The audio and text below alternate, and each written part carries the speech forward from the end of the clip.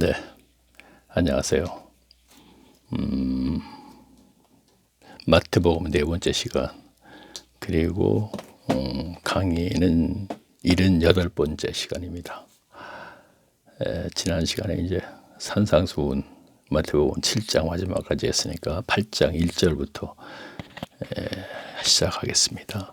제가 읽습니다.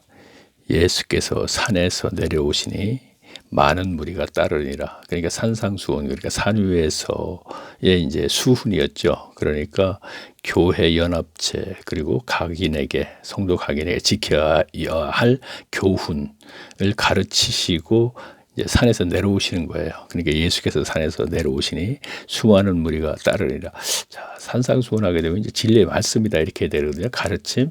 그렇게 되면 그러니까 성경을 복음서를 봐도 물론 뭐 구약의 내용도 그랬고 그 이후 사도행전 이후에 이제 사도들의 내용에서도 그렇고 진리의 말씀을 하게 되면은 많은 무리들이 듣지는 않거든요. 백성들이. 그러니까 교인들이죠.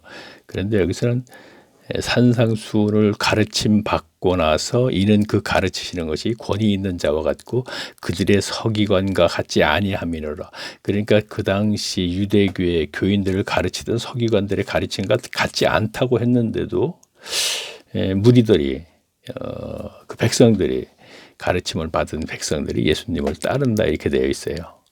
오병이어의 기적 같은 경우도 오병이어, 그러니까 즉 5개, 그러니까 보리떡 5개와 2개의 물고기로 5,000명을 먹이고도 그렇게 많은 무리를 먹이고 그 다음에 그 기적을 행할 때는 많은 무리들이 따르다가도 진리의 말씀을 하면 다 떠나고 그러거든요. 근데 여기서는 가르침을, 예수님의 가르침, 즉 수훈, 교훈을 가르침 받고 그 다음에 많은 무리가 또 따르는 거예요. 산에서 내려올 때 같이 따라 내려온다 이런 얘기입니다. 2절 보니까 어떻게 되냐면 그 상황이 그렇다는 얘기입니다. 한 나병 환자가 나와 절하며 이르되 주여 원하시면 저를 깨끗하게 하실 수 있나이다 하거늘 예수께서 손을 내밀어 그에게 대시며 이르시되 내가 원하노니 깨끗함을 받으라 하시니 즉시 그의 나병이 깨끗하여진지라. 예수께서 이르시되 삼가 아무에게도 이르지 말고 다만 가서 제사장에게 네 몸을 보이고 모세가 명한 예물로 드려 그들에게 입증하라 하시니라. 아무에게도 이르지 말라 하는 얘기는 아직까지는 하나님의 때가 아니에요. 그러니까 예수님이 메시아라는 것을 이제 숨긴다 이렇게 되겠네요. 그리고 고침을 받은 그 나병 환자에게 제사장에게 네 몸을 보이고, 그러니까 나병 환자에서 난 것을 보이고, 이것은 내위기에 가게 되면은 나병 환자가 많게 되면은 네 제사장에게 가서 입증하라 이렇게 여기는 이제 이렇게 번역이 되어 있는데 이제 완쾌됐다는 것을 이제 보인다 이런 얘기입니다. 자, 5절 보겠습니다. 예수께서 가버나움에 들어가시니, 자 이제 상황이 또 달라진 거네요. 그렇죠? 가버나움. 한 백부장이 나와 간구하여 이르되 주여 내 하인이 중풍병으로 집에 누워 몹시 괴로워하나이다. 이르시되 내가 가서 고쳐주리라. 백부장이 대답하여 이르되 주여 내 집에 오심을 나는 감당하지 못하겠사오니 다만 말씀으로만 하옵소서. 그러면 내 하인이 낫겠사옵나이다. 나도 남의 수호에 있는 사람이요 내 아래에도 군사가 있으니 이더러 가라 하면 가고 저더러 오라 하면 오고 내 종도로 이것을 하라 하면 하나이다. 로마 군인이잖아요, 백부장이면. 근데 백부장이 어떻게 예수님한테 와서 병을 고쳐달라 그래요. 그리고 그 믿음이 대단하네요. 그렇죠?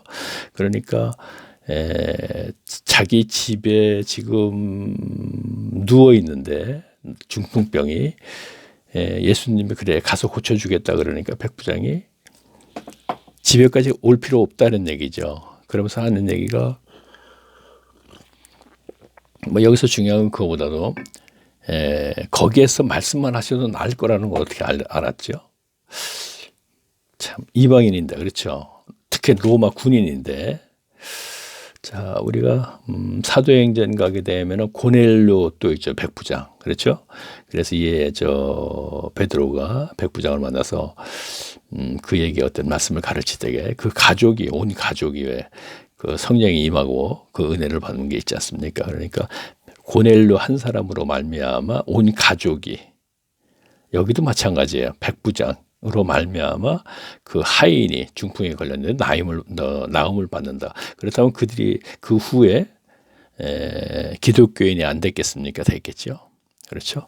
자, 10절 보겠습니다. 예수께서 들으시고 놀랍게 여겨 다르되 따르는 자들에게 이르시되 내가 진실로 너희에게 이르노니, 자, 전치사 두 개 들어가면 굉장히 또 중요한 거고 하나 들어가면 하나 들어간 대로 중요한 것이죠. 그러니까 내가 진실로 전치사 들어갔습니다. 너희에게 이르노니 이스라엘 중 아무에게도 이만한 믿음을 보지 못하였노라. 11절입니다. 또 너희에게 이르노니 동서로부터 많은 사람이 이르러 아브라함과 이삭과 야곱과 함께 천국에 앉으려니와. 자, 이 얘기는 동서로부터 많은 사람이라는 이방인들 얘기하는 것이죠. 그렇죠? 선민 유대인을 외에도 그래요. 복음서를 보더라도 마찬가지예요. 그 기존에 있는 유대교의 교인들, 그러니까 택함 받은 그들은 버림을 받고 이방인들이 많이 이제 그 구원을 받고, 그 다음에 누가복음에 보게 되면은 유대인이지만 회당에 출입을 하지 못했던 사람들, 지금 생각난다면은 제가 그 누가복음이 몇 장인지 모르겠지만 제가 이렇게 말씀드리면 이제 생각나겠네요. 헤롯 왕궁에 있는 청지기 구사의 아내, 뭐 수산나, 요한나, 그리고 그 많은 여자들, 이들도 역시 헤롯의 궁에서 일을 했기 때문에 그 당시에 회당을 가지 못했을 거 아닙니까? 그런데 그들이 하나님의 은혜로 천국을 갈 수 있었다, 이런 얘기입니다. 이 여자들은 누구냐면은 예수님이 십자가에 돌아가실 적에 그 십자가 그 밑에서 울던 여자, 그리고 부활하신 이후에 또 무덤을 가장 먼저 찾아갔던 여자, 막달라 마리아도 물론 포함이 되는군요. 그렇죠.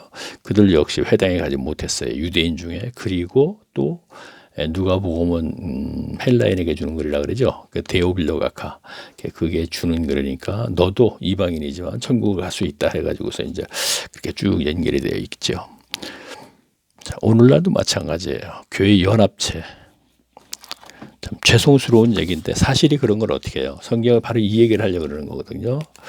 자, 여기서 요 얘기는 조금 설명하고, 당시 유대인들, 자, 서기관들에게 가르침을 받죠. 그렇죠? 자, 바리새인과 서기관 하게 되니까 바리새인은 율법사, 교법사 이렇게 되는 것이죠. 그러니까 교법사와 율법사는 율법을 연구해서 가르치는 게 교법사 아닙니까? 근데 그들에게 일정 기간 가르치면 서기관이 되는 것인데, 서기관은 당시 유대교의 교인들을 가르치는 선생이었죠. 그러면은 자, 그렇죠. 제가 뭘 열려고 하냐면 이들은 회당 예배 중심적으로 했었습니다. 그렇죠? 회당 예배. 오늘날 예배당하고 똑같은 거예요. 그런데 회당 예배 중심적으로 신앙생활을 했는데 이들이 또 하는 것은 율법에 있는 의식만을 고수했던 사람이란 말이에요. 그래서 율법주의자 이렇게 하지 않습니까? 그럼 율법주의자는 어떻게 됐습니까? 율법주의자는 하나님과 관계가 끊어지는 것이죠. 그렇죠? 자, 율법에 있는 의식만을 고수했던 사람들이거든요. 그러면 이들은 하나님과 관계가 끊어집니다. 그 오늘날도 마찬가지라는 것이죠. 어떤 의식에 의한 행위만을 계속 하기 때문에 이들하고 똑같다는 얘기예요. 그럼 이 의식이 뭐예요? 중세 때 루터, 칼빈, 쯔빙킬이 너무나 많이 한 얘기입니다. 제가 이것이 가장 문제이기 때문에 그래요. 중세 때 만든 루터, 칼빈, 쯔빙킬이 만든 예배 의식에 의한 행위, 율법주의 똑같은 거예요. 그럼 이것도 역시 끊어질 거 아닙니까? 그렇죠? 그럼 제가 여기서 오늘날 교회 연합체에 있는 그들의 결과는 전부 다 기복신앙으로 나타났기 때문에 이것이 분명히 악한 것이라고 분명히 되어 있거든요. 가인서부터. 그럼 이거는 분명히 끊어졌으니까 교회 연합체는 분명히 이건 하나님과 관계없는 교회를 운영하고 있는 거란 말이에요. 그럼 어떻게 됐습니까? 교회 밖에 하나님의 은혜로 많은 사람들이 자, 이렇게 얘기하면 참 이건 뭐 예수님 시대 같으면 아주 중세 때까지만 해도 돌로 맞아 죽는 일이죠. 근데 저는 2012년부터 그 이전에 2006년부터 이제 책으로 파리한 양의 외침이라는 책부터 쓰기 시작하면서 이제 계속 책으로, 글로, 동영상으로, 네이버 카페 글로 계속 이런 얘기를 하고 있어요. 이 예배 시기에 예배 행위를 처음에 제가 얘기할 적에 저를 만났던 어떤 장로님, 그분도 그냥 뭐 성경도 별로 읽지 않고 이런 장로님이 아니에요. 성경 굉장히 많이 읽고 또 목사님들하고 성경 공부도 개인적으로 많이 했던 분이거든요. 지금 주변에 계시는데 그분이 처음에 하시는 말씀이 저한테 얘기했어요. 누구도 예배 시기에 예배에 대해서 얘기하는 거 못 들었는데, 그렇죠. 목사들이 얘기할 리가 없지 않습니까? 그런데 어떻게 집사님이 이 얘기를 가지고서 가장 기본적으로 이 문제를 갖다 지금 얘기를 하냐 그러더라고요. 그래서 그분의 얘기를 그때 듣는 순간 저도 그런 생각이 들더라고요. 저도 적지 않은 양의 책을 봤습니다. 평신도가 은혜로 보게 된 것이죠. 근데 거기에서도 제가 이 문제를 갖고 얘기하는 사람 못 봤습니다. 단 그 책에 많은 책을 보면서 이제 예배 시기라는 그 책에서 루터 칼빈 윈클이라는 사람이 중세 때 개신교를 만들면서 우리는 뭐해서 무엇을 할까? 가톨릭의 미사와 제사, 사제 집전으로 해서 제사를 지내니까 우리는 무엇을 할까? 그러니까 만든 것이다는 얘기죠. 근데 지금까지 오늘날까지 계속 하고 있다는 거. 당시는 제가 이해를 해요. 당신은 문명인도 많고 성경도 없었기 때문에 설교식으로 해서 말씀을 가르치고 이렇게 전했겠죠. 그러나 오늘날까지 계속 그럴 필요는 없다는 것이죠. 자, 12절 보겠습니다. 그 나라의 본 자손들은 바깥 어두운 데 쫓겨나. 자, 이 얘기는 무슨 얘기냐면 본 자손은 유대인들 얘기하는 것이죠. 그러나 오늘날 제가 교회 연합체 밖에 있는 사람 이렇게 얘기하면 되겠습니다. 예수께서 백부장에게 이르시되 가라 내 믿음으로도 될지는 하시니 그 즉시 하인이 나으리라. 자, 백부장에 연결된 얘기입니다. 쭉. 그렇죠? 백부장. 자, 계속 보겠습니다. 예수께서 베드로의 집에 들어가사 그의 장모가 열병으로 앓아 누운 것을 보시고 그의 손을 만지시니 열병이 떠나가고 여인이 일어나서 예수께 수정들더라. 점을 매. 자, 어두워졌다는 얘기입니다. 그러면서 연결된 것에 귀신 얘기가 나오니까 아무래도 귀신들은 어둠 올 때 많이 활동을 하는가 봅니다. 사람들이 귀신 들린 자를 많이 데리고 예수께 오고는 예수께서 말씀으로 귀신들을 쫓아내시고 병든 자들을 다 고치시네. 물론 저도 이제 이런 것을 갖다가 경험을 하지 않은 것은 아닙니다. 귀신에 대해서. 물론 밤에 활동을 하는지는 모르지만 밤에 뭔가 그렇게 섬뜩섬뜩하고 굉장히 그 두려움, 무서움, 그 뭐 특별한 게 있어요. 하나님을 무서운 게 아니고 두려움이거든요. 하나님을 이제 만난다거나 하나님을 찾아올 때 그러면은 뭐 구약성경에서는 그 뭐 두려움으로 뭐 시내산에서 우레와 같은 거 뭐 구름 속에서 나타나고 막 그러지 않습니까? 근데 오늘날은 그런 현상이 일어나는 건 아니고 제가 알기로는 많은 사람들에게 하나님께서 다가갈 적에는 조용히 영적인 으로 해서 두려움은 아마 누구든지 느낄 겁니다. 하나님을 만나보신 분들이 많이 있으니까. 그런가 하면 어떤 경우는 막 기쁨이 있고 이런 경우도 있겠죠. 물론.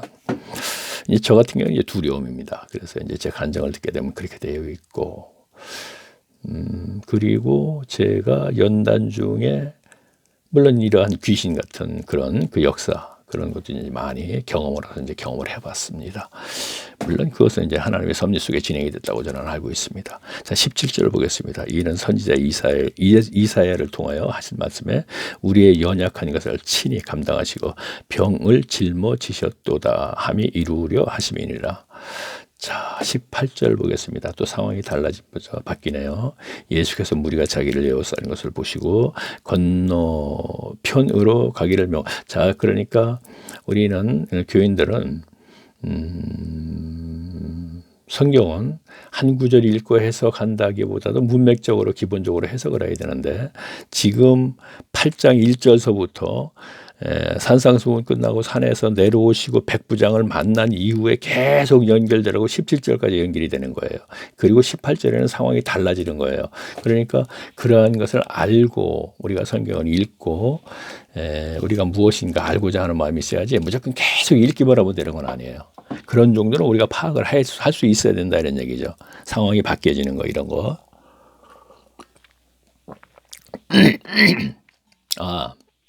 지금 제가 이제 개혁 개정 갖고 한다 그랬죠. 근데 이 시간까지만 개혁 개정 갖고 하고 그 다음 시간에는 이제 그래서 그 개혁 성경을 할 거예요. 제가 익숙치 않아서 안 되겠어요. 그리고 왜냐하면은 5장에서 7장, 8장, 9장까지는 막 이렇게 넘기는 게 하도 많이 넘겨가지고 그 하단에 그 넘기는 그곳을 막 다 찢어져가지고 지금 읽을 수가 없어요. 그래서 거기까지만 이 시간까지만 제가 읽고 나서 다음에 이제 개역성경으로 이제 할 것입니다. 제가 읽는 것도 좀 자꾸 이렇게 문장이 전에 읽던 그 습관대로 그 문장 이렇게 표현이 안 됐기 때문에 자꾸 더듬거리고 있어요, 제가. 그래서 그러기도 하고 글씨가 또 사고 갖고 잘 안 보여요. 제 시력이 맞지가 않습니다. 그래서 자, 제가 또 읽습니다. 자, 18절 보겠습니다. 상황이 바뀌었다 그랬죠. 예수께서 무리가 자기를 에워싸는 것을 보시고 건너편으로 자기를 명하니, 자, 건너편으로 갔다 이런 얘기입니다. 근데 어디가 볼까요? 자, 어디라고 이제 나오진 않았네요. 자, 예수께서 이르시되 아니죠. 9절 보겠습니다.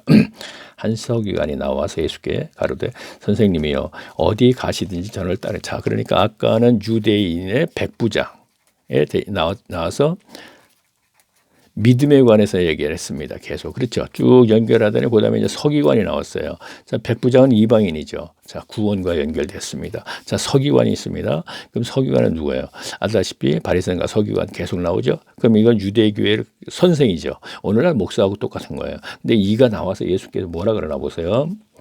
한 서기관이 나와 예수께 가르되 선생이여 어디로 가시든지 저는 따르리이다 그랬습니다. 그 당시 서기관은 어떻게 됐어요? 교회의 선생이라고 그랬죠.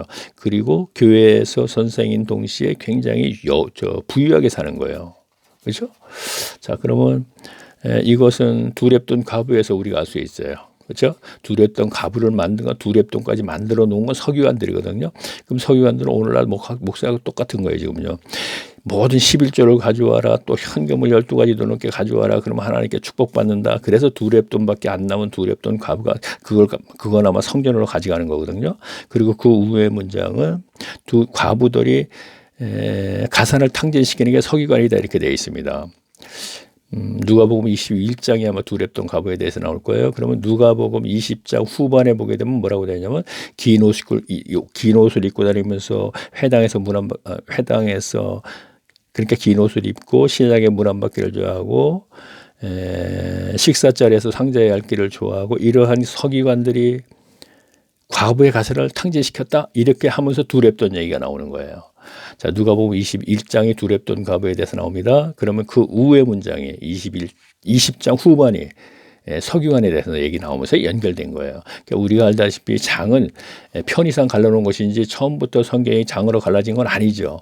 그런데 계속 연결된 것인데 장으로 갈라놨기 때문에 우리 교인들은 이 문장을 연결시키지 않기 때문에 그 말씀의 본 의의를 모르고 있는 거예요. 그래서 갈라놓은 것도 잘못된 것이에요. 저는 이렇게 얘기합니다. 자, 계속 보겠습니다. 자꾸 이렇게 이러한 부분을 설명하다 보면 자꾸 길어지니까 지금은 사실은 제가 이것을 거의 8, 90%는 낭독을 목적으로 하는 거거든요.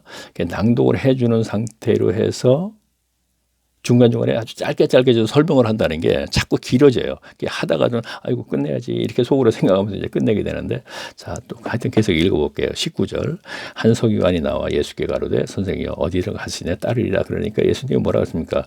예수께서 이르시되 여우도 굴이 있고 공중의 새도 거처가 있으되 인자는 머리 둘 곳이 없다 그랬습니다. 무슨 얘기입니까?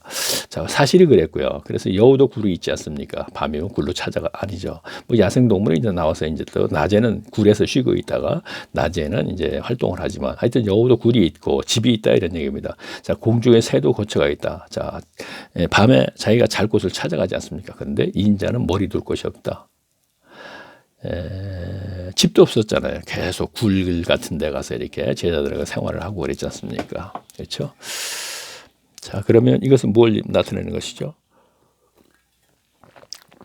예수님이 하시는 이야기 서기관이 내가 나를 어떻게 따르겠느냐 이거죠. 나는 지금 현재 이런 상황에서 지금 하나님의 일을 하고 있는데 너는 하나님의 일을 한다고 하면서 교인들 앞에서 굴림하고 박수 받으면서 그런 생활을 하던 네가 나를 따른다는 건 불가능하다 이런 얘기가 되는 것이죠. 자, 21절 보겠습니다. 자, 오늘날도 마찬가지입니다. 사도 바울과 같은 제자들과 같은 그러한 생활 속에서 그리고 구약의 선지자들도 마찬가지입니다. 하나님의 일을 한다면은 연합체를 이어 그들에게 이제 지도자가 된다면 그러한 생활 속에서 하는데 오늘날에는 얘기하면 뭐 하겠습니까? 자, 21절 보겠습니다. 제자 중에 거짓된 교회이기 때문에 그렇게 되는 것이에요. 그리고 결과가 자꾸 거짓된 교회로 나타난다 그랬죠.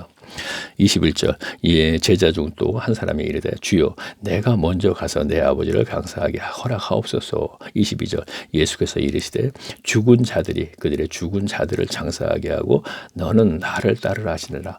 자, 여기서 이제 또 상황이 바뀌는데 22절 여기서 이제 얘기하면서 생각나니까 제가 얘기할게요. 그러면 그래도 정말 훌륭한 목사가 있지 않느냐 이런 얘기를 해요. 물론입니다. 분명히 역사에 A, B, C 이렇게 가를 수가 있어요. 그러면 진짜 A급에서도 가장 진짜 특 A급이라는 분들도 많이 계시죠. 자, 그러면 그런 분들을 지금 생전에 계시는 분을 이제 얘기하면 좀 그러니까 우리가 지금 계시지 않는 분 중에 한 분을 얘기한다고 아니요. 이분은 뭐 생전에 계시던 한국 교회에서 가장 존경받는 분이라고 할 수도 있어요. 그렇죠? 누구죠? 템플턴 상하고 연결된 분. 누구죠? 어쨌든요, 내가 지금 생각을 안 나는데, 템플턴 상이라고 있지 않습니까? 이게 이제 아마 제가 9억에서 10억 정도의 이제 돈하고 연결된 건데, 다시 말하면 이제 이것이 이제 노벨상하고 거의 같은 거예요. 그러면 이거는 템플턴이라는 사람이 제가 책에서 본 겁니다.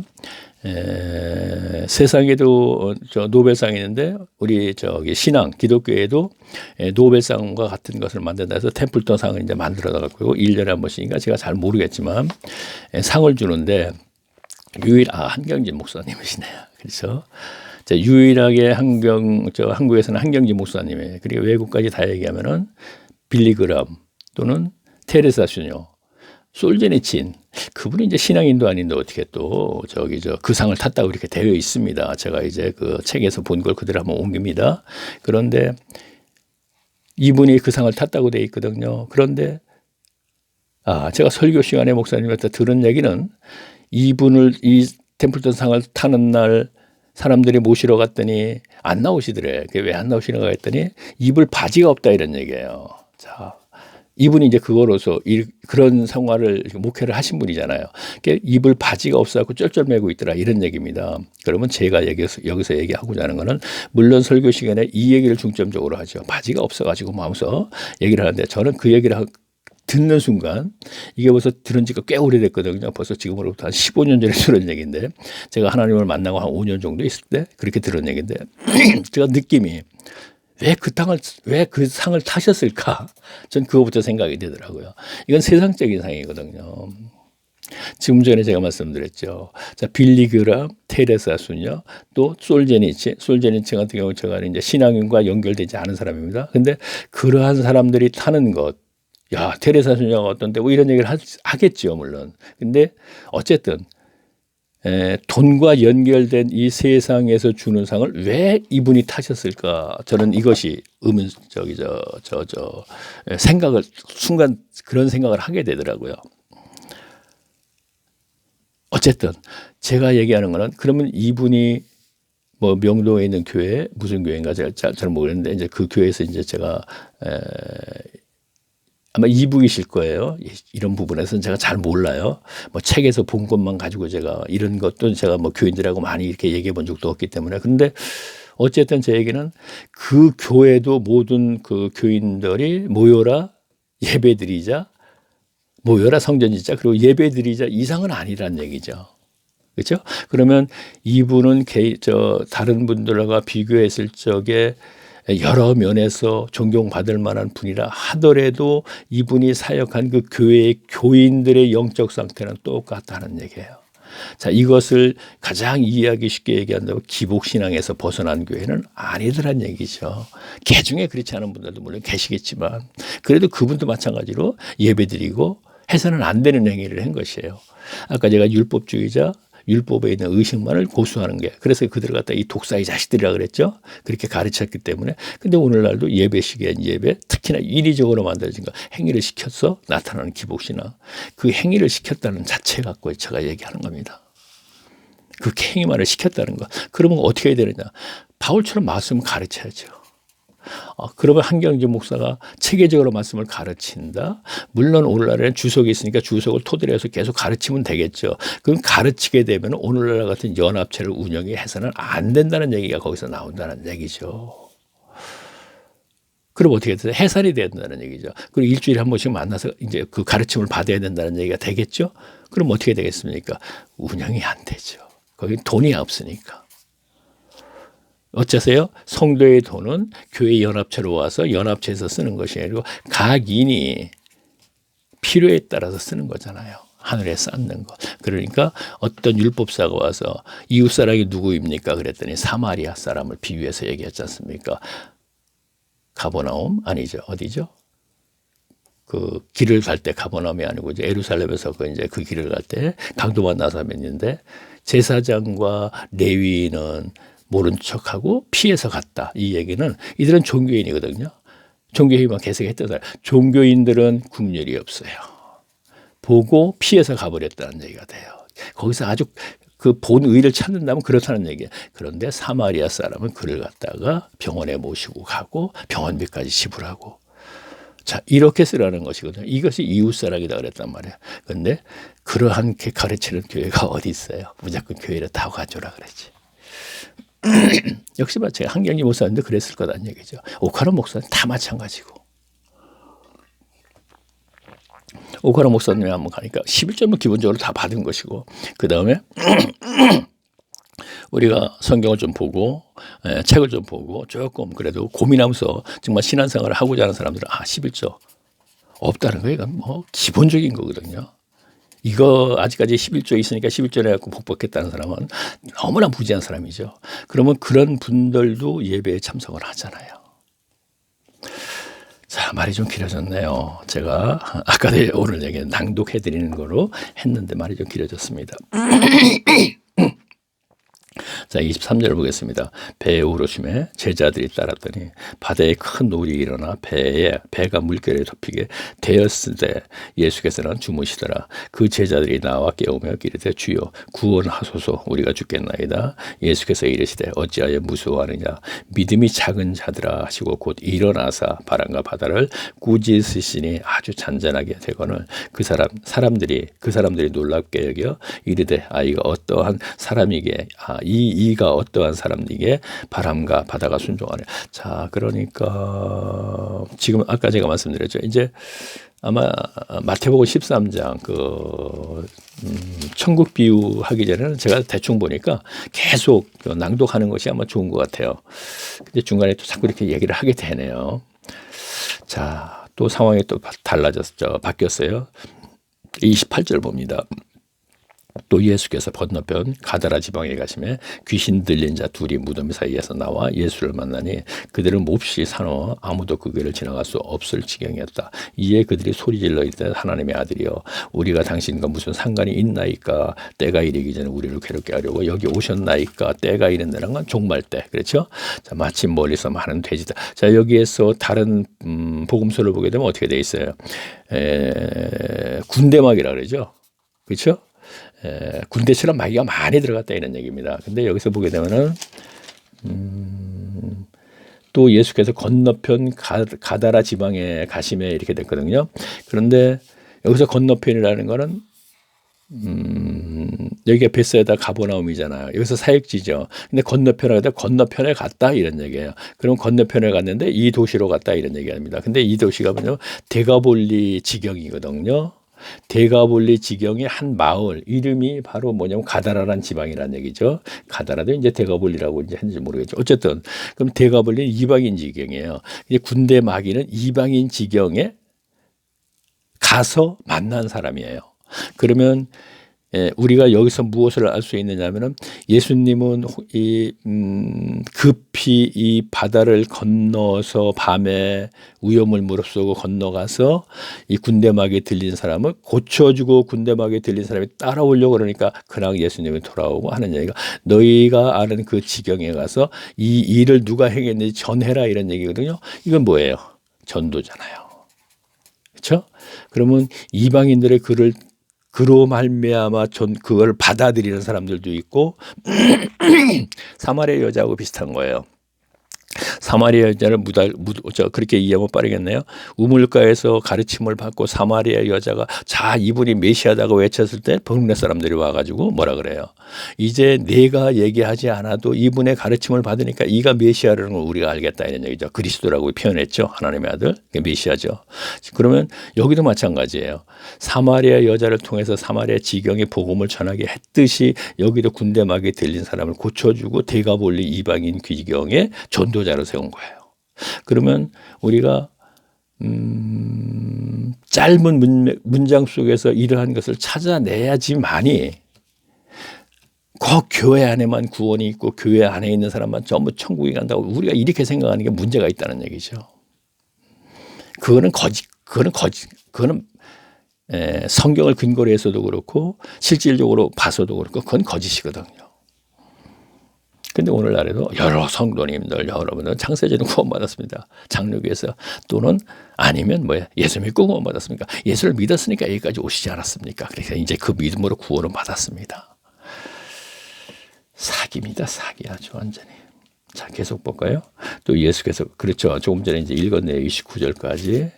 자, 마침 멀리서 많은 돼지떼가 먹고 있는지라 귀신들이 예수께 간구하여 이르시되 만일 우리를 쫓아내시려면 자, 그 군대막에 들린 그 사람의 영 안에 들어가 있는 거예요. 지금요. 장악을 했습니다. 많은 그 귀신들이 우리가 여기서 쫓아내려면 돼지떼에게 들여보내주소서 하니 그들에게 가라 하시니 귀신들이 나와 돼지에게로 들어가는지라 온 떼가 돼지떼죠. 비탈로 내려달아 바다에 들어가서 물에서 몰살하거늘 치던 자들이 달아나 시대에 들어오면 이 모든 일과 귀신 들린 자들의 일을 고하니 자 귀신들의 그 돼지를 치던 자들이 이제 막 이제 동네에 들어가서 얘기를 했겠죠. 그 상황을. 그랬더니 뭐라 그랬어요? 온 시내가 예수를 만나려고 나와 보고 그 지방에서 떠나기를 아유 돼지떼가 다 몰살을 해버렸어요. 안 그랬겠습니까? 또 그런 일이 일어날까봐 겁이 나서 그런 사람도 있었을 것이고 그 위에 또 그를 통하여서 예수를 그리스도로 인정하는 사람도 있었겠죠. 자, 9장 1절을 보겠습니다. 예수께서 배에 오르사 건너가 본 동네에 이르시니 그렇죠. 이제 그 고쳐주고 이제 배에 이제 타고 이제 타면서 이제 건너가 이르시니 그는 이제 가버나움으로 다시 왔다. 우리가 이렇게 봐야겠죠. 자, 침상에 놓은 중풍 병자를 사람들이 데려오고 오거늘 예수께서 그들의 믿음을 보시고 중풍 병자에게 이르시되 작은 자야 안심하라 내 죄 사함을 받았느니라. 이게 어떻게 개정이 어떻게 작은 자야 이게 무슨 뜻인지 모르겠네요. 자, 이 3절 보겠습니다. 어떤 서기관들이 속으로 이르되 이 사람이 신성을 모독하는도다. 자, 이제 개역성에는 참남 이렇게 돼 있죠. 참남하도다 이렇게 돼 있어요. 이 얘기는 자기가 어떻게 하나님이다 하는 얘기, 그렇죠? 이제 그것을 연결시키면 돼요. 참남하다. 지금 뭐라 그랬어요? 내 죄의 사함을 받았다 그렇게 했으니까 어떤 서기관들이 속으로 이르되 이 사람이 신성을 모독하도다. 개역개정에는 이렇게 표현했네요. 자, 4절 보겠습니다. 예수께서 그 생각을 하시고 이르시되 너희가 어찌하여 마음에 악한 생각을 하느냐. 자, 서기관들의 마음속으로 생각이 따르지 않습니까? 그것은 악한 생각을 하느냐 이러면서 뭐라 그러셨어요? 내 죄 사함을 받았느니라 하는 말과 일어나 걸어가라 하는 말 중에서 어느 것이 쉽겠느냐. 자, 내 죄를 사하네. 이게 말로 하니까 굉장히 쉽잖아요. 근데 굉장히 힘든 것은 어떻게 했습니까? 중풍병자를 걸어가게 한다는 게 어렵다는 얘기죠. 다시 말하면 중풍병자를 걸어가게 한다는 것은 메시아가 아니면 어떻게 그리스도가 아니면 어떻게 하겠느냐 이거예요. 하나님의 능력을 받아서 하나님이시니까 할 수 있다는 얘기거든요. 그러면 그거는 왜 인정을 하면서 죄사함 받았는 나라는 인정하지 않느냐 이런 얘기가 되는 것이죠. 그렇죠? 자, 6절 보겠습니다. 자, 그러나 인자가 세상의 죄를 사하는 권능이 있는 줄을 너희가 알게 하려 하노라. 그죠? 복음을 통하여서 그 다음에 복음을 이뤄서 복음을 믿고 죄사함 받고 이렇게 나오는 것이죠. 이제 그 얘기가 연결되면 되겠네요. 하시고 중풍병자에게 말씀하시되 일어나 내 침상을 가지고 집으로 가라 하시니 그가 일어나 집으로 돌아가거늘 무리가 보고 두려워하여 이런 권능을 사람에게 주신 권세와 능력 이렇게 되는 것이죠. 하나님께 영광을 돌리니라.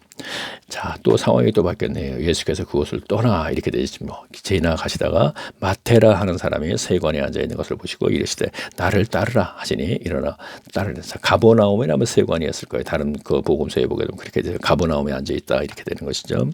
자, 예수께서 마태의 집에 앉아 음식을 잡수실 때 많은 세리와 죄인들이 와서 예수와 그의 제자들을 함께 앉았더니 바리새인들이 보고 그의 제자들에게 이르시되 어찌하여 너희 선생은 세리와 죄인들과 함께 잡수시느냐. 자, 우리가 이게 참 마태를 만날 적에는 굉장히 참 그 문장이 짧아요. 그러나 베드로, 안드레, 요한 이들을 만날 적에는 굉장히 그 상황도 바뀌었고 요한복음 서두에 보게 되면은 2장인가 3절에 보게 되면은 이제 베드로, 안드레가 유대 지경 가서 그리스도를 만나는 게 있거든요. 그리고 거기서 만났는데 메시아가 아니구나 해갖고 갈릴리로 다시 돌아가서 고기 잡을 때 예수님이 거기까지 찾아오셔서 깊은 데 그물을 던져라 하면서 이렇게 만나 주시는 거거든요. 그러면 기록이 요한복음에 있는 기록을 알아야 되고 그 다음에 갈릴리 바다에 가서 그걸 알아야 되는 것이거든요. 그래야지 그들이 어떤 자격이 있어서 뭐 자기가 뭐 전적인 은혜지만 물론 어떠하게 살았기 때문에 예수님께서 만나 주셨는가 그 부분을 우리가 찾아낼 수 있어요. 그럼 마태의 만남은 굉장히 문장이 짧기 때문에 뭐라고 할까? 그가 과연 어떤 자격이 있고 어째서 마태를 만나 주셨는가, 제자로 삼아 주셨는가 하는 것은 우리가 찾기가 힘이 들어요. 이 문장에서는. 그러나 그 다음에 마태가 어떤 행동을 한 것을 보면 알잖아요. 그렇죠? 그때 상황을 우리가 참고하면서 우리가 알아야 되는 것이죠. 자, 그럼 제가 또 읽어볼까요? 12절 보겠습니다. 예수께서 들으시고 이르시되 건강한 자에게는 의인이 있을 때 없고 병든 자에게 쓸 때 있느니라. 자, 의사가 마찬가지예요. 건강한데 의사가 뭐 필요했어요. 그렇죠? 병든 자에게 쓸 때 있는 것이죠. 이 얘기는 어떻게 됐어요? 지금 세리와 같이 병든 자들, 죄인이다 하는 자들 이들이 필요한 것이고 그때 바리새인과 서기관들은 나 우리는 의인이야. 우리는 천국 무조건 가. 오늘 교인들 마찬가지예요. 교인들에게 무슨 필요해요? 예수님이 안 필요해요. 창세전으로 구원받고 예수 믿고 구원하고 다 구원받은 사람이 뭐가 필요해요? 성경 안 필요해요. 자, 와닿죠? 지금요? 필요하지 않습니다. 그런데 왜 예배 그 행위를 계속하느냐? 그건 하나님께 영광 돌리려고 너무 고마워서 지금 이렇게 나오는 거 아닙니까? 그렇죠? 그런데 그러한 의식을 행하면서 사람이 만든 의식을 행하면서 어떻게 이것이 하나님이 받으실 거라고 생각하느냐고 상식적으로 생각해야 돼요. 구약 성경을 보게 되면 아주 작은 것도 하나님은 의식을 줍니다. 자, 이렇게 해라 하고 하나 이렇게 다 주지 않습니까? 그런데 이 시대에 인간이 만든 것 그것도 또 각 교인마다 또 그걸 바꿔요. 이렇게 바꾸고 저렇게 바꾸고 거기다가 또 이거 안 되겠다 북치고 장구치니까 아주 이거 은혜로 착각을 해갖고 더 그냥 교인들이 좋아하니까 우리가 이렇게 뭐 무슨 예배 찬양 예배인가 박수 치면서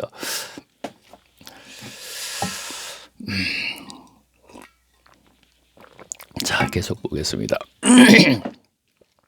너희는 가서 내가 국류를 원하고 제사를 원치 않노라 하신 뜻이 무엇인지 자기가 이제 호세의 말씀을 인용해서 말씀하시는 거죠. 국류를 원하지 제사를 원치 않는다. 그렇죠? 자, 제사 행위, 의식에 의한 행위 그것을 원치 않고 긍휼을 원한다. 불쌍한 사람을 보면 불쌍하구나. 그래서 자비를 베푸는 그것을 원하는 것이지 하나님 신앙에서는 제사, 의식에 의한 예배식에 이제 이거를 원하는 게 아니다 이런 얘기입니다. 구약 성경에서는 제사의 그 안에 내포되어 있는 것을 국률잡이다 이런 얘기예요. 물론 번제, 소제, 속건제, 속제제, 화목제 이것은 예수님을 예표하는 그렇죠. 그 행위에는 번제 같은 경우에는 짐승을 모두 잡아가지고 불살라 버리죠. 그러면 이것은 예수님이 십자가상에서 완전히 하나님에게 모든 그 육신을 바치는 그거와 연결시키는 거거든요. 번제를 지내면서 그 내포되어 있는 그것을 우리가 알아야 된다 그런 얘기다 당시는. 근데 그것이 아니고 의식만을 계속 행했기 때문에 문제가 있었다 이런 얘기가 되는 것입니다. 왜 말을 했나? 그렇죠. 나는 국류를 와가 제사를 원치 않는다 이런 얘기를 제사가 들어갔기 때문에 제가 얘기를 하고 가네요. 자 14절 보겠습니다. 그때 요한의 제자들이 예수께 나와 이르되 우리와 바리새인들은 금식을 하는데 어찌하여 당신의 제자들은 금식하지 아니하나이까. 예수께서 그들에게 이르시되 혼인집 손님들이 신랑과 함께 있을 동안에 슬퍼할 수 있겠느냐. 그러나 신랑이 빼앗길 날이 이르니 그때 금식. 자 그러니까 예수님과 함께 있는 날 지금 예수님 오후가 계시지 않습니까? 그러니까 어떻게 금식하겠느냐. 그러나 예수님이 십자가에 돌아가신 이후에 금식 꼭 연계시킬 건 없습니다. 자, 16절을 보겠습니다. 자, 생배 조각을 낡은 옷에 붙이는 자가 없나니 이는 기운 것이 그 옷을 당겨 헤어짐이 더하게 됨이니라. 자, 17절 새 포도주를 낡은 가죽 부대에 넣지 아니하나니 그렇게 되면 부대가 터져 포도주가 쏟아지고 부대도 버림이 돼. 자, 무슨 얘기입니까? 자, 새 포도주요. 새 포도주는 새 부대에 넣어야 된다. 그런데 헌 부대에 넣게 되면은 새 포도주도 헌 부대도 찢어지고 이것도 세포도도 전부 흘른다. 이건 무슨 얘기냐면 세포도는 복음, 헌부대 율법. 그렇죠? 자, 그러면 세포도주를 플러스 복음 플러스 율법 신앙생활을 하게 되면은 죽도 밥도 아니다 이런 얘기예요. 오늘날 그렇게 하고 있잖아요.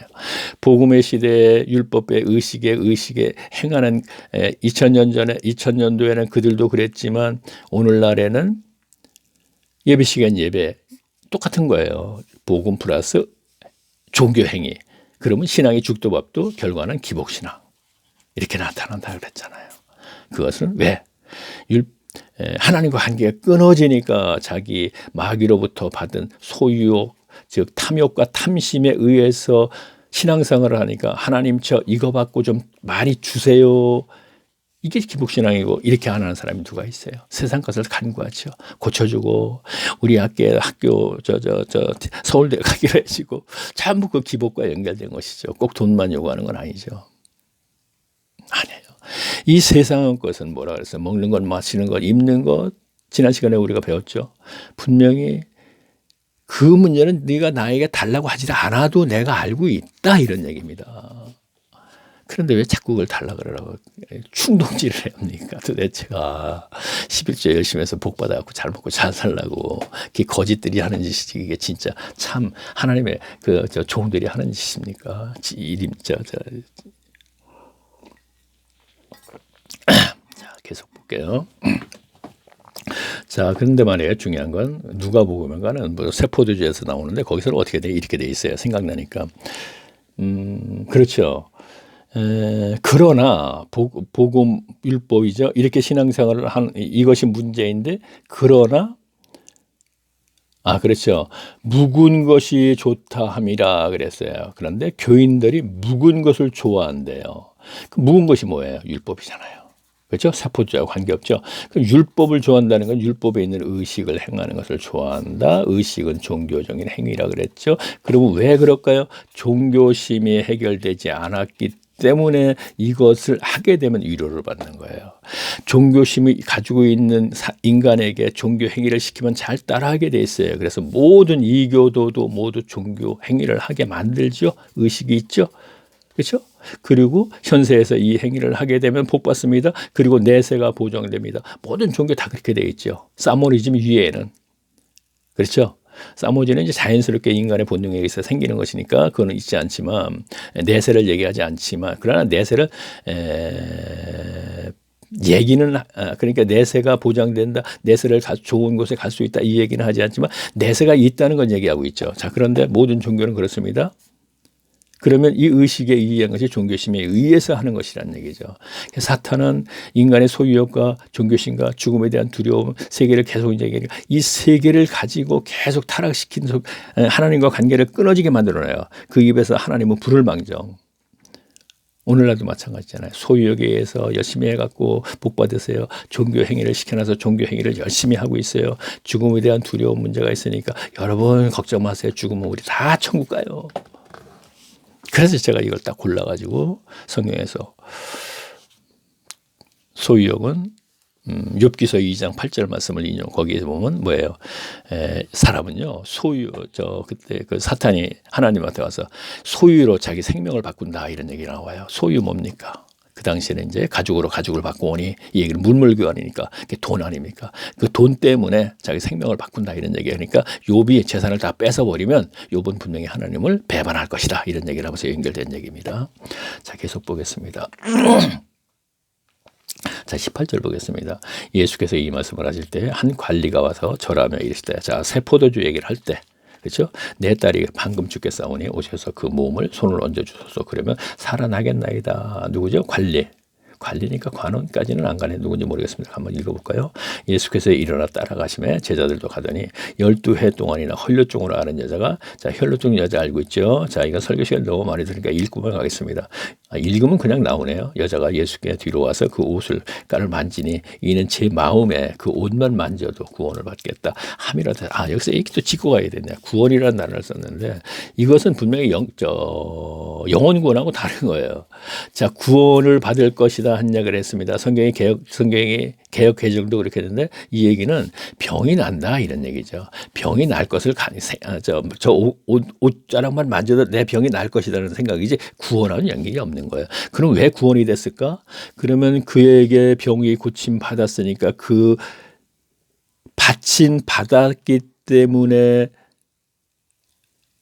구원이 아니고 그 병을 고침 받았기 때문에 이제 그 그리스도를 믿기 때문에 구원의 길로 가기 때문에 구원이라고 하지 않았겠는가. 원문에서는 이렇게 했기 때문에 구원하겠으니까. 그래서 제가 이렇게 한번 연결을 시켜봤습니다. 그러니까 병고침이 구원은 아닙니다. 분명히. 그러나 그런 병고침을 받게 되면 그 받은 그 본인은 예수를 안 믿지 않을 거 아닙니까? 그렇죠? 어찌 보면 혈루증 여자나 예수님에게 병고침 받은 사람들은 전부 다 어찌 보면 굉장히 고생은 하고 살았지만 12해면 그 오랜 세월을 고생을 하고 살았지만 결과는 그 병으로 말미암아 천국에 갈 수 있는 계기가 됐다. 우리가 이렇게 볼 수도 있겠네요. 자, 예수께서 돌이켜 그를 보시며 이르시되 딸아 안심하라 네 믿음이 너를 구원하였다 하시니 여자가 그 즉시 구원을 받으니라. 예수께서 그 관리의 집에 가서 자, 문장만 봐갖고 그대로 해석하면 문제가 많아요. 여자가 그 즉시 구원을 받았다. 이게 말이 안 되는 거잖아요. 그렇죠? 자, 예수께서 그러다 보니까 예수 믿고 구원받고 이제 바로 이제 순간적으로 이제 구원받는 것 같이 돼버리는 것이죠. 자, 문자적으로 해석해갖고 이렇게 하게 되면 안 됩니다. 예수께서 그 관리의 집에 가서 피리 부는 자들과 떠는 무리를 보시고 이르시되 물러가라. 이 소녀가 죽은 것이라 하니라. 자, 그 당시에 이제 사람이 죽으면 아마 피리를 불고 막 그랬던 모양입니다. 장례식에서 그 소녀가 죽은 것이 아니라 잔다 하시니 그들이 비웃더라. 무리를 내보낸 후에 예수께서 들어가사 소녀의 손을 잡을 때 일어나는지라 그 소문이 온 땅에 퍼지니라. 자, 또 상황이 또 바뀌었네요. 예수께서 거기서 떠나가실 때 두 맹인이 따라오며, 자, 소경이라고 되어 있죠. 개역에는. 소리질러 이르시되 다윗의 자손이요 우리를 불쌍히 여기소서 하더니, 자, 다윗의 자손이라는 걸 안다는 것은 누구죠? 유대인들이죠. 예수께서 집에 들어가서 말씀에 맹인들이 그에게 나오거늘 예수께서 이르시되 내가 능히 이 일을 할 줄을 믿느냐 대답하여 주여. 자, 다윗의 자손이라고 하니까 그가 뭐 그리스도라는 걸 좀 믿고 지금 얘기하는 것이죠. 그렇죠? 믿느냐 하니까 믿는다고 얘기하고 있죠. 이에 예수께서 그들의 눈을 만지시며 이르시되 너희 믿음대로 되라 하시니 그 눈들이 밝아지는지라. 예수께서 엄히 경고하시되 삼가 아무에게도 믿지 말라 하였어요. 자, 앞에서도 마찬가지죠. 알리지 말라 그랬죠. 아직까지 하나님 때가 아닙니다. 그러니까 아직까지 십자가 질 때가 아니다는 얘기입니다. 그들이 나가서 예수의 소문을 듣고 온 땅에 퍼뜨리니라. 그들이 나갈 때 귀신 들려 말 못하는 사람을 예수께 데려오니 귀신이 쫓아나고 말 못하는 사람들이 말하거늘 무리가 놀랍게 여겨 이르되 이스라엘 가운데 이런 일이 본 적이 없다 하되 바리새인들이 이르되 그가 예수의 도항을 의지하여 귀신을 쫓아낸다. 자, 제가 읽다 보니까 또 생각나니까요. 자, 보세요. 오병이의 기적 기본적으로 얘기야. 자, 보리떡 5개와 물고기 2마리로 어떻게 그 많은 사람들을 먹이겠습니까? 근데 설교자들이 또 이거 갖고 장난질해요. 뭐 그때 상황에서는 뭐 많은 사람들이 이제 그 어린아이가 무엇을 오병이어를 내놓으니까 또 감추었던 음식을 또 꺼내라고. 과연 그 사람들이 주의 종일까요? 있는 그대로 보면 되잖아요. 자, 오병이의 기적이 일어났습니다. 자, 이분이 메시아라고 오늘날 만약에 그렇다면 이분이 그리스도 메시아라고 생각하지 안 할 사람이 어디가 있겠어요? 그래서 보게 되면 요한복음에 특히나 밤에 찾아온 니고데모가 우리는 당신이 하나님으로서 하나님의 아들이라는 것을 압니다. 그러면서 찾아온단 말이에요. 우리는 하니까 복수니까 모든 사람들이 관원들이에요. 그런데 그들이 메시아로 인정하지 않는 것은 당시의 그 기득권, 그 군림을 포기할 수가 없기 때문에 인정하지 않는 거란 말이에요. 알고 보면은. 그래서 결국은 죽이는 거죠. 자, 그러면 제가 무엇을 얘기를 하려고? 그렇군요.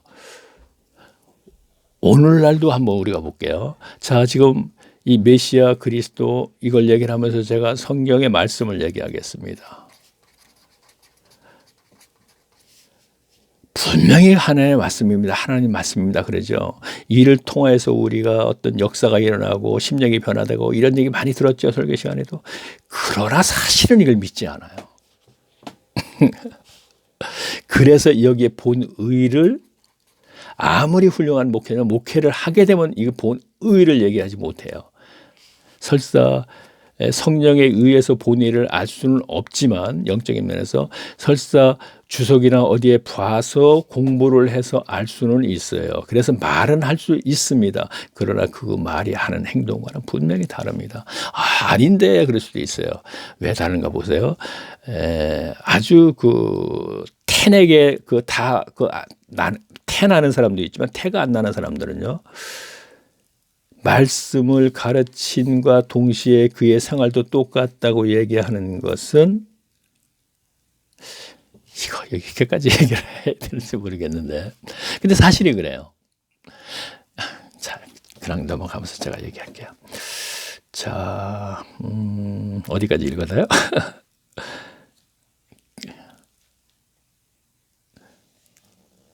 자, 죄송합니다. 이게 죄송합니다. 어떻게 까만해. 소문이 그이한테 퍼뜨리니라. 그들이 나갈 때 귀신이 들려 말 못하는 사람들을 예수께 데려오니 귀신이 쫓아나고. 자, 어쨌든 32절부터 읽으면서 한번 제가 볼게요. 읽다 보면 알겠죠. 귀신이 쫓아나고 말 못하는 사람들이 말하거는 무리가 놀랍게 여겨 이르되 이랬을 가운데 이런 일이 본 적이 없다 하되 바리새인들은 이르러 그가 귀신의 왕을 의지하여 귀신을 쫓아낸다. 귀신의 왕 그러면서 바알세불 이렇게 나오죠. 그러니까 귀신이 들렸다고 예수님한테 하는 얘기를 하고 귀신은 예수님은 분명히 하나님과 관계없다고 지금 그렇게 소문을 내고 있죠. 그러니까 귀신의 왕 대장을 들었기 때문에 잔챙이 귀신들을 쫓아낸다. 이렇게 생각하면 이 얘기에 바로 바알세불 뭐 얘기 나오는 게 자 다시 볼게요. 바리새인들은 이르되 그가 귀신의 왕을 의지하여 귀신을 쫓아낸다 하더라. 예수께서 모든 도시와 마을에 두루 다니시다 그들의 회당에서 가르치시며 천국 복음을 전파하시며 모든 병과 모든 약한 것을 고치셨니라. 무리를 보시고 불쌍히 여기사 이들이 그들에게 목자 없는 양과 같은 고생하며 목자 없는 양. 자, 바리새인들 그 당시 목자가 아니라 참 목자가 아니란 얘기입니다. 그러니까 어떻게 돼? 목자 없는 양이 어떻게 됐어요? 방황하죠. 이에 제자들에게 이르시되 수치할 것을 자 무슨 얘기입니까? 목자 없는 왕. 자, 방황. 그래서 자기 백성을 구하러 왔다는 얘기는 삭개오를 생각해봐요. 회당도 못 가죠. 그렇죠? 이가 하나님의 백성이었다는 거예요. 그러니까 삭개오. 이들을 구원하러 오셨다 이런 얘기가 되는 것이고요.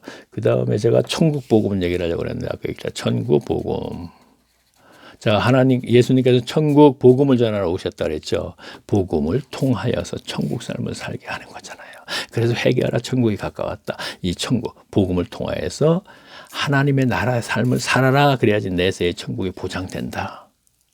그래서 천국 복음 여기서도 우리가 이런 답을 찾아놔야겠죠.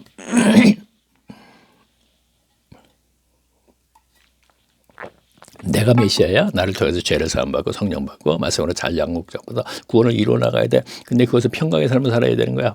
마지막 요한복음에서 부활하셔서 마지막으로 얘기하는 거잖아. 평강. 자, 평강이나 천국 삶은 똑같은 거란 말이에요.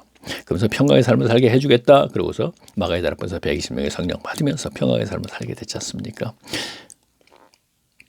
자, 평강의 삶을 살으니까 뭐 벤츠 타고 다니던가요? 자, 계속 보겠습니다. 이에 제자들에게 이르시되 추수할 것을 많되 일꾼이 적으니 그러므로 추수하는 주인에게 청하여 추수할 일꾼들을 보내주소서 하라 하시니라. 자, 10장 보겠습니다. 예수께서 그의 12 제자를 부르사 더러운 귀신을 쫓아내며 모든 병과 모든 악한 것을 고치는 권능을 주시니라. 12 사도의 이름은 이러하니라. 베드로라 하는 시몬 비롯하여 그의 형제 안드레와 세베대의 아들 야고보와 그의 형제 요한, 빌립과 바돌로메. 자, 빌립과 바돌로메는 이제 요한복음에 나다니엘이라고 있죠. 우리가 바돌로메라는 얘기는 잘 몰라요. 나다니엘은 다 아시죠. 그 나다니엘을 얘기하는 것입니다. 빌립과 바돌로메, 도마와 세리, 마테, 알페오의 아들 야고보와 다데오, 가나안인 시몬. 자, 가나안인 하는 걸 가나안인 그러거든요. 자, 그러니까 가나안이 뭐예요? 가나안 땅의 원주민과 연결된 거죠. 그렇죠? 자, 우리가 가나안 땅 하니까 잘 모르지만 가나안 땅에 가나안과 일곱 족속들이 살았기 때문에 가나안 땅이라 그런 건데, 이 가나안은 노아의 세 아들 중 저주받은 함의 후손이거든요.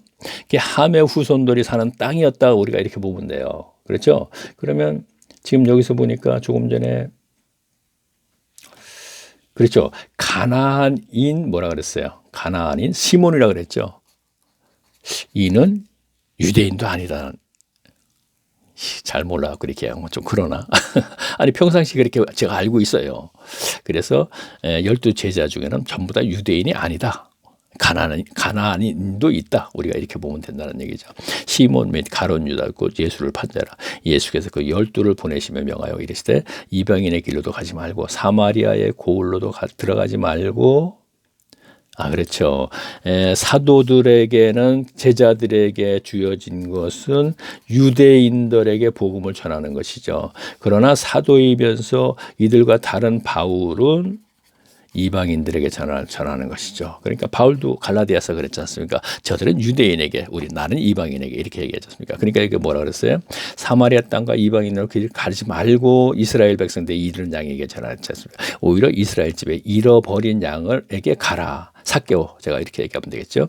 가면서 전파해 가라되, 아까도 얘기했죠. 헤롯 왕궁에 있는 구사의 아내 그들 여자들도 마찬가지고.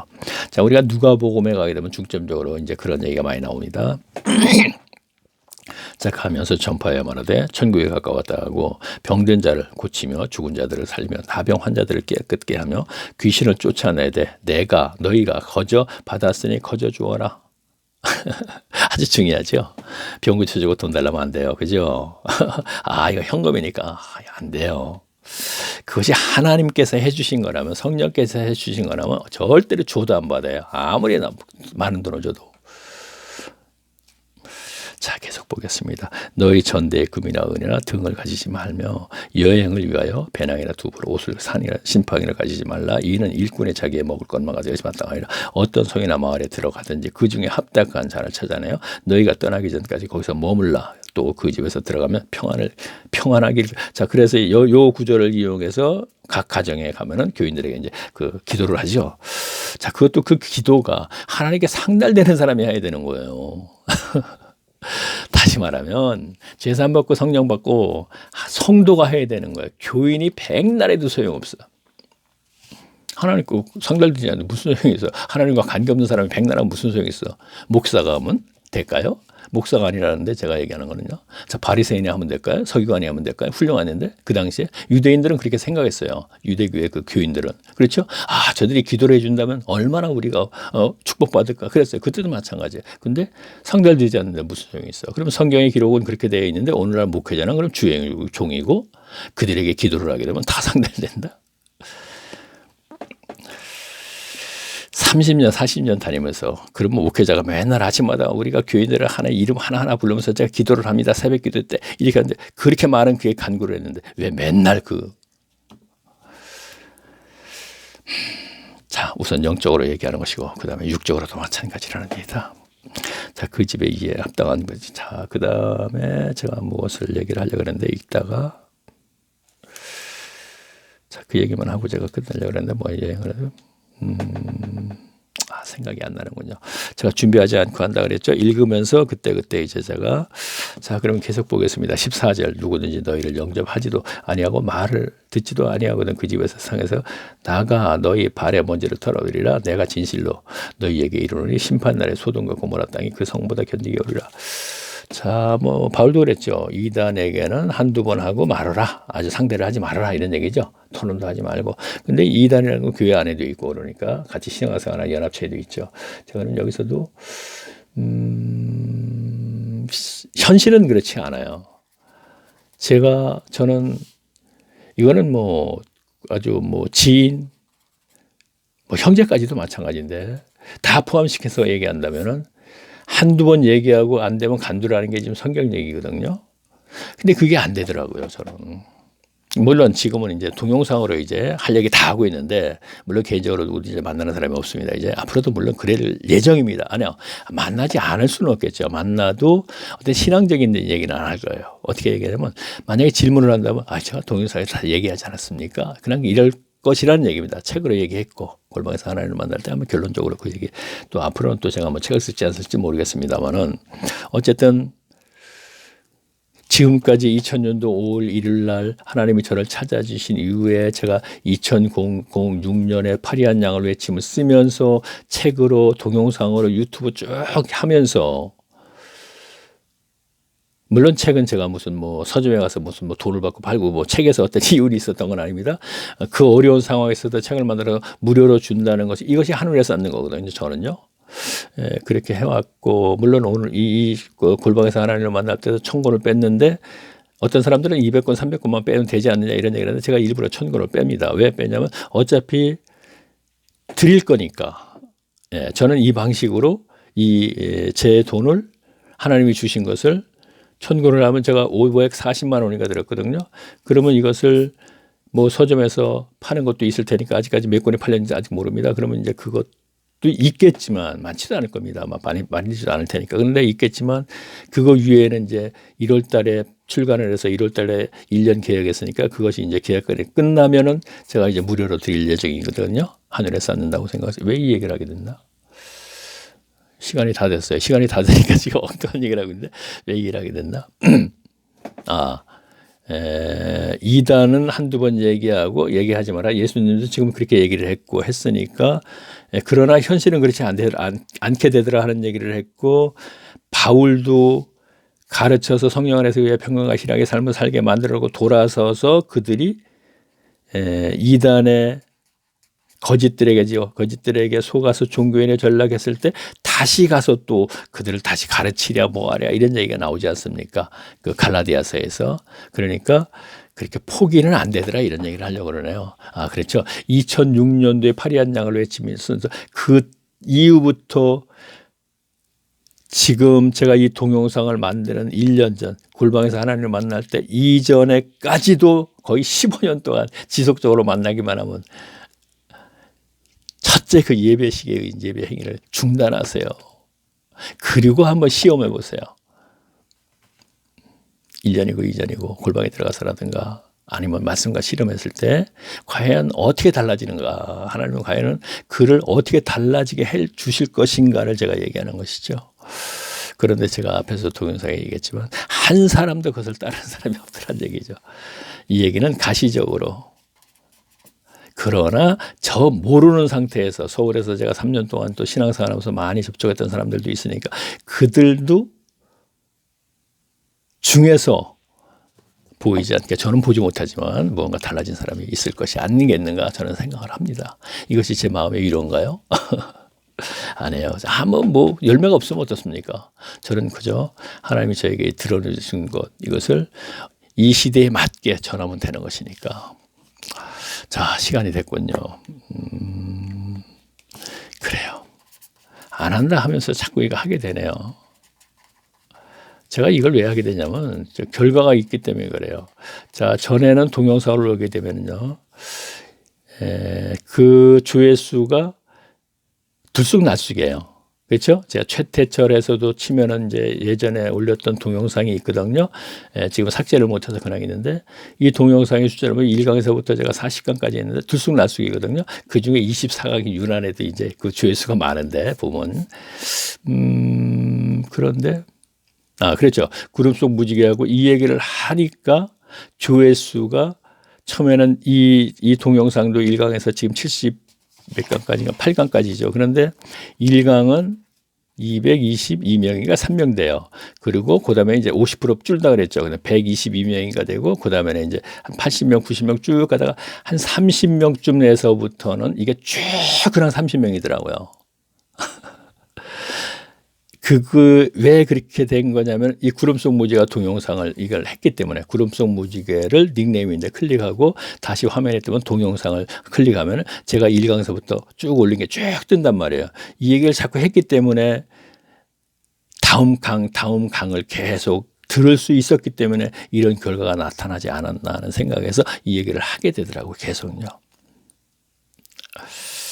뭐 현재는 앞으로 이제 더 이제 조회수는 늘어나겠지만 그것도 뭐 많이 늘어나겠지만 이 최태철 해갖고 제가 한 것은 아마 이게 몇 년 됐나 한 해수로 한 5년 됐을 거예요. 만 4년쯤 됐겠죠. 근데 이것도 일각에 보면 1,700명이가 되거든요. 이각에서 반뚝 잘라갖고서 이제 800명이 이렇게 되고 700명.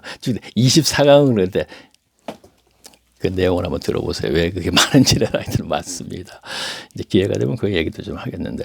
자, 그러면 이번에는 또 이거 여기까지만 제가 하고 다음에 이제 79강에서는 오늘 했던 것을 이어서 제가 또 계속 하겠습니다. 자, 제가 사실은 낭독을 거의 하는 거로 해서 이번 시간에는 한 13장, 12장까지 마무리를 할 거라고 생각했는데 역시 중간에도 또 다른 얘기를 많이 하느라고 또 얘기를 못 했네요. 못 갔네, 별로. 자, 뭐 천천히 하죠, 뭐. 자, 그러면은 다음 79강에서 또 뵙겠습니다. 안녕히 계십시오.